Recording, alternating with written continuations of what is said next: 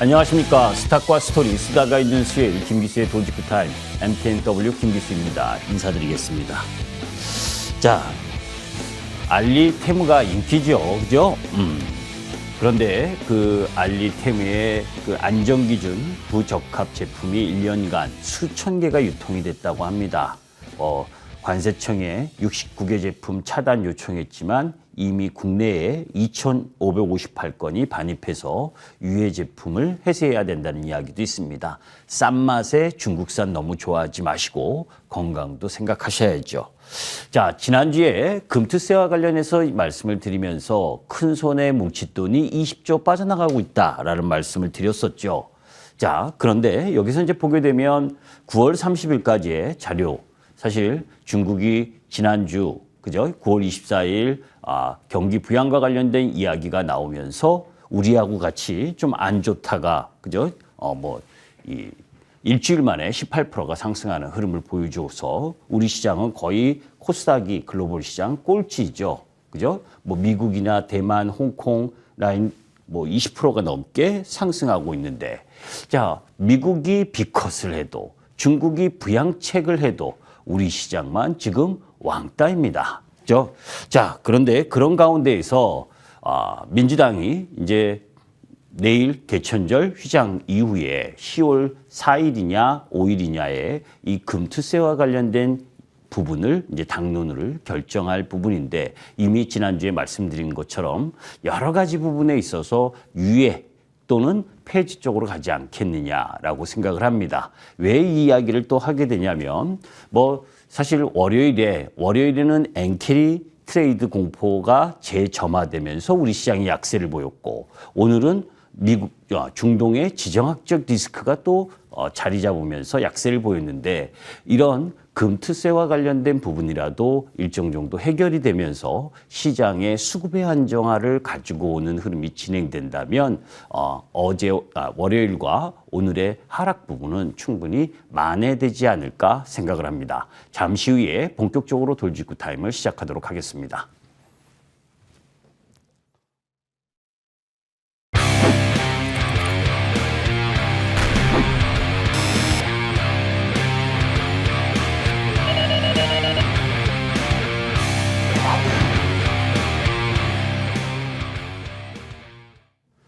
자, 9월 24일 날 중국이 경기 부양에 칼을 빼들었죠. 그런 가운데에서 정말로 지급 준비율을 0.5% 인하하고 주택대출금리를 0.5% 인하하고 2주택 이상의 구입, 그런 가운데에서 계약금을 인하하고 자사주 매입형 특별대출도 신설하고, 그러면서 미국 시장이 급등을 했습니다. 그러면서 중국 시장의 이 소비 회복, 이런 기대감을 가지고 루비통 주가도 급등하는 흐름을 보여줬죠. 일단 돈의 힘이 엄청나다는 걸 보여줬고, 오늘 홍콩 증시도 마찬가지로 또 급등을 했죠. 비록 중국이 그죠? 10월 1일부터 7일까지 국경절 휴장이긴 해도 중국의 유동성의 힘이 강력하다는 걸 볼 수가 있습니다. 상해종합의 차트를 한번 보시면, 월요일까지의 차트를 보게 되면 거의 24일 이후 그죠? 급등하는 흐름을 보여주면서 거의 1년 올해 최고가를 경신했죠. 일주일 만에. 여기서 18% 정도가 급등을 했으니까. 자, 그런데 이제 여기서 생각해 볼 필요가 있습니다. 중국 시장이 저렇게 돈을 막 푸니까 중국 부추, 그죠? 중국의 개인 투자가를 이야기를 하는데 부추들이 폭주를 하고 있다. 그래서 시스템 접속 장애가 발생할 정도로 개인들의 자금이 엄청나게 들어오고 있다는 거죠. 부럽죠? 우리도 뭡니까? 코로나 때 개인 투자 자금이 엄청나게 유입되면서 3,300까지도 올라갔었잖아요. 자, 그런데 제가 이제 그러면서도 중국의 청년 실업률이 지금 18%가 넘고, 구조적으로 부동산 시장이라든지 그 여타 경제 사정 부분이 안 좋다는 건 우리가 익히 알고 있고, 그런 가운데에서 전체 총 부채 비율 2022년 이후 중국이 지금 그 중국이 하늘색입니다. 하늘색의 이 GDP 대비 이 부채 비율이 우리나라나 미국을 넘어서서 지금 엄청나게 급증한 부분이죠. 사실 이렇게 부채가 높아지게 되면 금리가 낮아져도 경기 부양이 어려워집니다. 일단 뭐 중국 시장이 지금 더 못 간다라고 이야기하고 싶은 마음은 없습니다. 그죠? 그런데 일단 정부 정책에 맞서지 말라라는 부분 때문에 지금 시장에 있어서 엄청난 상승을 보여주고 있지만 우리가 곰곰이 생각해서 돈을 많이 풀고 시장에 유동성이 들어오면 주식시장은 좋아질 수 있습니다. 우리가 제가 여기서 계속해서 금투세와 관련된 이야기를 하는 것도 시중에 돈이 많으면 그만큼 멀티플을 높게 줄 수가 있다는 거죠. 실적이 똑같아도. 그죠? 그런 상황 흐름 속에서는 좋은 상황인데 이런 부채만으로 부채를 증가시키면서 통화정책과 재정 확대 이 부분을 가지고 중국에서 지금 떠나고 있는 그죠? 서방 국가들의 이 공장도 떠나고 그러면서 중국의 그 공동부유 이후 그 시진핑이 방공법이라고 해서 외국 투자가들이 제대로 일하고 자유롭게 기업 활동을 하는 부분을 위축시켜 버렸잖아요. 그런 부분까지 해소해주고 그런 가운데에서 미국하고 중국의 관계 개선, 서방 국가의 관계 개선을 통해서 수출입 부분이 자유무역 흐름으로 돌아갈 수 있는 그런 흐름이 전개가 돼야 상승의 흐름이 지속적일 거 아닙니까? 이제 그렇게 진행될 수 있느냐를 추이를 지켜봐야 되는데 지금은 돈의 힘으로 너무 급등한 흐름이죠. 자, 그런데 사실 지난주 금요일 날 일본에 이 총재 선출이 있었죠, 그죠? 아베 총리 이후에 이제 이시바가 총리 선출이 됐습니다. 사실 그 전엔 좀 금융시장을 완화적인 후보가 1차 투표에서 이겼기 때문에 일본 시장이나 글로벌 시장이 엔화 약세를 기반으로 상승을 했었는데, 그죠? 오후에 결선 투표에서 이시바 총리가 선출이 됐습니다. 이시바 총리의 부분은 사실 좀 온건파이기도 하고 그런 가운데에서 아베와 이 정적 관계입니다. 그러니까 아베노믹스를 따라가지 않을 가능성이 높다라고 볼 수가 있죠. 그런 가운데에서 현안과 관련된 이야기를 선거 과정에서 했는데 금융소득 과세하겠다. 금융소득에 대해서. 그리고 법인세를 증세하겠다. 그죠? 그리고 방위 증세는 꾸준히 검토하겠다. 이게 다 무슨 얘기입니까? 시장에 있어서 이 주시장에게는 다소 부담스러운 이야기들이죠. 그래서 일본 시장의 엔화가 다시 141대까지 내려오는 흐름을 보여줬고 월요일 날 일본 시장이 장중에 5%대 이상까지 급락하면서 우리 시장도 역시 엔캐리 트레이드 자금의 추가 청산과 관련된 부담 때문에 전방위적인 약세를 보였었잖아요. 그죠? 다행스럽게 이제 소폭 반등했고 또 오늘 일본 시장이 뭐 조금 2% 가까이 떨어지긴 했어도 일정 정도 이 부분은 좀 잠재된 위험이다라고 보셔야 됩니다. 제가 엔화 차트와 관련돼서 엔화 흐름 움직임과 관련돼서는 이후에 공개 방송 때 말씀을 드릴 텐데 11월 5일 미국 대선 전까지는 이 새로운 총재가 선출돼서 나름 중의원을 조기 해산하고 10월 27일 날 총선거를 실시한다. 이런 부분이겠지만 여하튼 니케이 이 금융소득세와 관련된 이 쇼크 그 정도로 그죠? 이 금투세와 관련된 시장의 반응은 안 좋다는 걸 일본을 통해서도 볼 수가 있는 겁니다. 그러니까 우리 시장도 그죠? 지금 10월, 11월, 12월 3개월 앞두는 시점에서 만약 금투세를 시행하게 되면 또 추가 하락의 공포를 느낄 수밖에 없게 되는 거죠. 내일 모레 민주당의 당론이 잘 나왔으면 좋겠습니다. 자, 그런 가운데에서 9월 23일 날 이스라엘이 헤즈볼라 하루 1,300회 폭격을 했고 그런 가운데에 이스라엘이 9월 27일 날 헤즈볼라 수장을 사살하고 28일 날 이란이 헤즈볼라 수장 사망에 보복 선언하고 그래서 지금 계속해서 네타냐후 이스라엘은 그죠? 확전을 불사하는 그런 모습을 보여주면서 이란이 저항의 축을 공격을 했죠. 아니나 다를까, 그죠? 어제 10월 1일 날 이란에 보복이 있었습니다. 이스라엘의 미사일 200발, 180발인지 200발인지 정확히는 모르겠지만 여하튼 그런 부분에서 우리가 떠올릴 수 있는 건 지난 4월 13일이었죠. 4월 중순에도 드론과 순항 탄도미사일 300여 발을 이스라엘에 공격한 적 있죠. 또 거기에 이스라엘이 또 맞대응한 적 부분, 이러면서 중동 전쟁에 대한 확산 불안감이 있습니다. 사실 이스라엘은 이번 보복, 이란의 보복에 따라서 대가를 치르게 하겠다. 또 이란은 추가 이스라엘의 보복을 안 하면 우리는 조치는 종료됐다. 이란은 조금 발을 빼는 모습이죠. 왜? 자기 이란의 꼭두각시인 헤즈볼라 비롯해서 레바논 이쪽에 계속 두드려 맞고 있는데 이란이 일정 정도 역할을 안 해주면 그 모양새가 빠지잖아요. 그러니까 한 거고, 사실 이 공습 전에 지난번과 마찬가지로 백악관에서는 이미 이란의 공격 가능성에 대해서 언급이 나왔었죠. 그러니까 이번에 이스라엘도 지난번처럼 방공, 아이언돔으로 잘 방어를 했고 거의 피해가 없다라고 하는데 이 이야기는 뭐냐? 서로 예의는 갖춘 거 아니냐? 그죠? 그렇다면 확전에 대한 부분이 쉽지 않지 않겠느냐라고 보고 있습니다. 자, 그 이유는 또 여기서 찾을 수가 있죠. 사실 중국의 경기 부양은 유가 상승에 대한 흐름을 갖고 갈 수 있는 요인이지요. 물론 중동 긴장도 마찬가지입니다.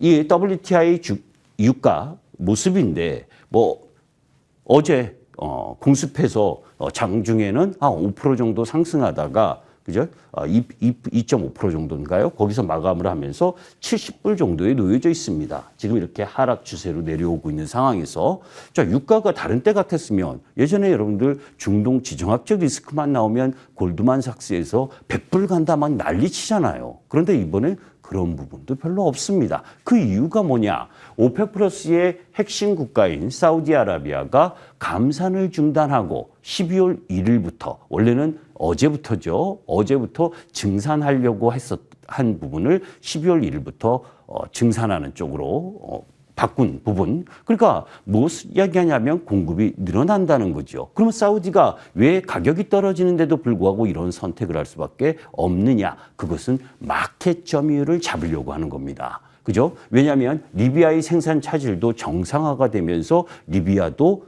원유 생산에 복귀했고, 그런 가운데에서 미국이 엄청난 원유 생산국이잖아요. 최근 부분도 마찬가지고 향후 2년 동안 역대 최대 원유를 생산하는 가운데 미국이 계속 마켓을 넓혀가면 사우디의 운신의 폭이 적게 되니까 조금 유가가 내려와도 마켓을 넓히려고 하는 흐름 부분을 진행할 수밖에 없고, 이런 흐름들로 보게 된다면 우리가 전쟁이라는 건 그죠? 처음부터 우리가 확전하겠다고 싸우는 건 아닙니다. 싸우다 보면 감정상에서 더 때리고 하다가 확전이 되는 거죠. 그러니까 100% 안 된다라고 이야기는 할 수는 없지만 돌아가는 흐름의 유가 모습들을 보게 되면 중동의 긴장, 그죠? 하루 이틀 아니었고, 그게 더 확전되기는 쉽지 않고, 또 미국 역시 11월 5일 대선을 앞두고, 그죠? 확전이 되게 되면 집권당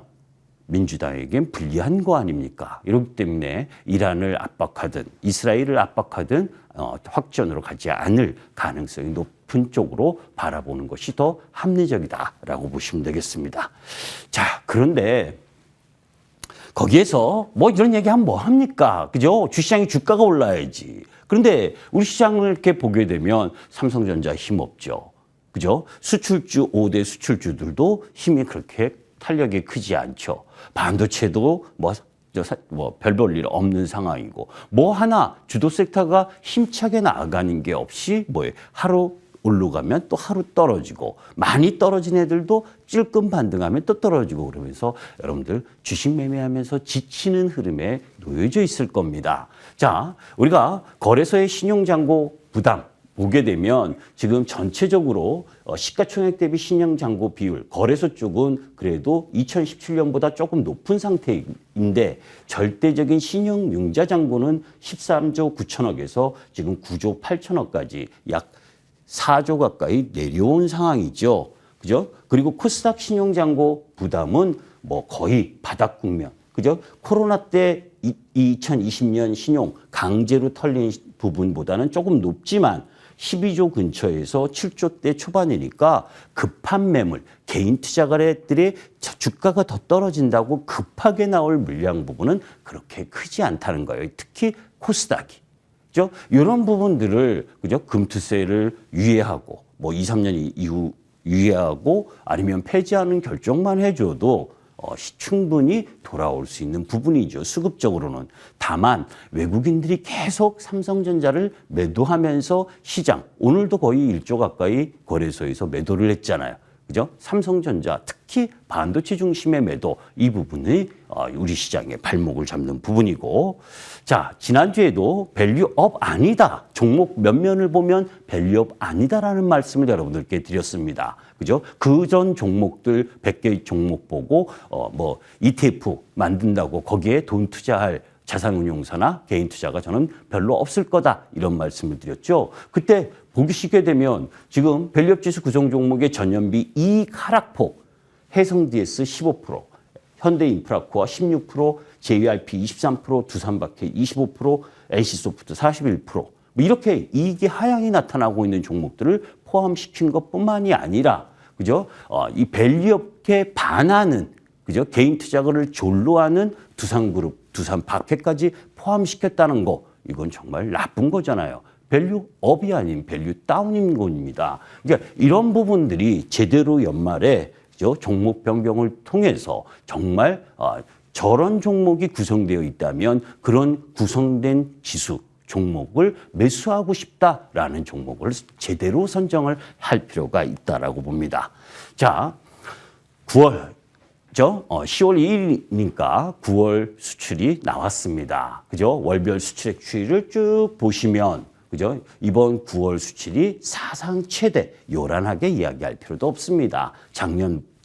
지난달보다 10억 불 정도 더 증가한 부분 정도예요. 그러면서 YOY 7.5% 증가했습니다. 물론 예상치는 6.6% 정도 증가를 예상을 했는데 7.5%니까 not bad. 그죠? 그럼에도 불구하고 왜 not bad냐? 사실 7월, 8월부터 시작을 해서 13%대 두 자릿수 증가율에서 지금 내려오고 있잖아요. 물론 조업일수가 8월보다 하루 적은 흐름도 있지만 수출 증가율이 다소 감소하고 있다는 건 부담인 거죠. 자, 거기에서 여기는 좀 세부적으로 좀 볼 필요가 있습니다. 그냥 우리나라 수출 국가니까 수출이 좋으면 거래소 시장 모두가 다 좋겠다라고 생각하시면 안 된다. 그죠? 수출이 증가세가 증가를 유지할 때가 시장 섹터 부분이 주가가 좋은 거고, 증가를 하더라도 증가율이 낮아지면 주가가 꼭지를 찍고 내려오게 되는 거죠. 엔비디아가 그렇잖아요. 그죠? 실적은 좋은데 매출의 증가율이나 영업이익의 증가율이 고점을 찍고 내려오면 주가가 내려오게 돼 있는 겁니다. 자, 8월 달에 반도체가 38.8%였는데, 그죠? 증가율이 이번 9월 달에 37.1%. 그래도 양호하죠. 그죠? 8월보다 소폭 내려오긴 했지만. 자, 자동차가 여기서 눈여겨볼 만한 부분인데, 자동차가 9월에 4.9%, 사실 8월 달에는 4.3% 마이너스였습니다. 그죠? 나아진 부분이고, 나머지 자동차 부품이나 일반 기계 쪽을 보게 되면 대부분 부분이 석유화학도 마찬가지고, 이 8월 달보다 9월 달에 증가폭도 줄어들거나 아니면 마이너스 폭이 늘어난 부분, 이거 다 일일이 설명하면 시간이 많이 걸리니까 이런 섹터의 변화 부분도 좀 볼 필요가 있습니다. 그러니까 우리가 주식이라는 건 이제 뭉뚱그려서 보면 좋고 안 좋지만 세부적으로 보면 악마는 디테일의 차이가 있다리죠. 어떤 섹터에 어떤 종목을 공략하느냐는 전체 뭉뚱그려서 보시는 게 아니라 그 발표가 난 걸 세부적으로 봐야 눈에 보이게 된다는 걸 염두에 둘 필요가 있습니다. 자, 이 부분은 9월 11일 날 여러분들께 말씀드렸었던 내용이죠. 3분기 영업이익 전망이 상장사 절반이 후퇴하고 있다. 그죠? 3분기에 이미 영업이익이 감소하고 있는 중이다. 그런데 이 한 달 새에 어느 정도 감소했냐 보면 3조 원 넘게 지금 줄어들고 있다는 겁니다. 그러니까 3개월 전엔 70조로 예상을 했는데, 그죠? 1개월 전에는 72조, 그죠? 그다음 지금 현재로는 69조로 자꾸 이제 소폭 올라갔다 다시 내려오고 있는 부분인데 그 부분에 중요한 역할을 하고 있는 게 반도체와 2차 전지 이 시가총액 상위 업종들의 실적 전망치가 하향돼서 삼성전자가 13조 6천억 영업이익에서 11조 2,300억으로, SK하이닉스가 8조 1,700억에서 6조 8,400억으로 이렇게 내려오고 있고 내려오는 기업들이 많다라는 걸 여러분들이 이해하실 필요가 있어요. 그러니까 그냥 만약연이 내려온다가 아니라 여러분들이 보유하시고 여러분들이 매수하신 종목 부분이 2, 4분기보다 3, 4분기의 실적이 더 좋을 거냐 아닐 거냐 이런 부분도 판가름해야죠. 물론 안 좋을 거를 반영해서 이미 쭉 내려와서 반등하는 부분도 여러분들이 체크하셔야 되고 그게 주가의 선행성이죠. 그죠? 자, 이미 9월 11일 날 반도체 강소론의 균열이 발생했다라는 말씀을 드렸었죠. 그런 가운데에서 반도체 겨울 주장한 모건 스탠리와 관련된 이야기도 여러분들께 했습니다. 그죠? 자, 그런데 거기에서 HBM 공급 과잉 그리고 PC 모바일 수요 부진, 중국 기업 증설로 인한 D램 가격 하락 우려 이런 거를 모건 스탠리가 주장하면서 2025년 1분기부터 반도체 업황이 꺾인다.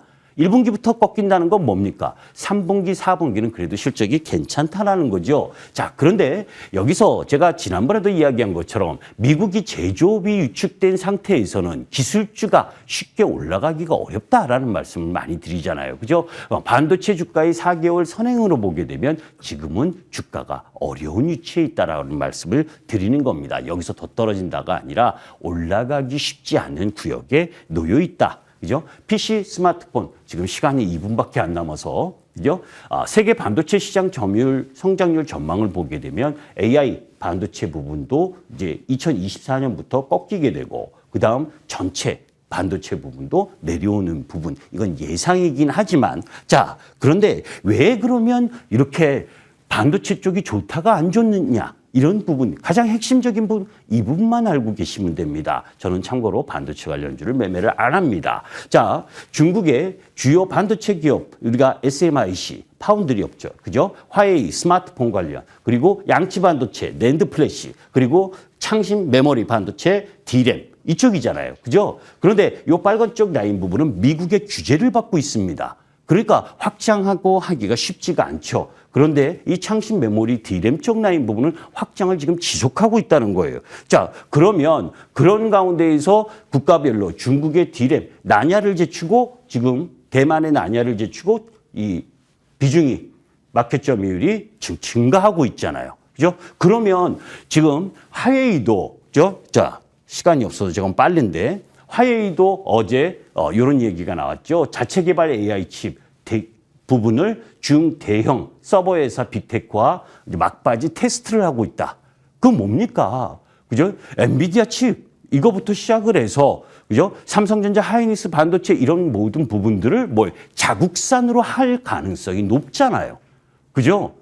그럼 물론 기술적 부분 수율 문제 이런 게 있기 때문에 하여튼간 이런 부분에서 다 하지 못하는데 자세한 내용은 잠시 후에 6시 10분에 여러분들과 함께 공개 방송을 통해서 그죠? 엔화 강세와 그리고 중동 전쟁 그런 가운데에서 시장의 선택을 어떻게 해야 되는지에 대해서 말씀드리도록 하겠습니다. 감사합니다. 김 기수였습니다.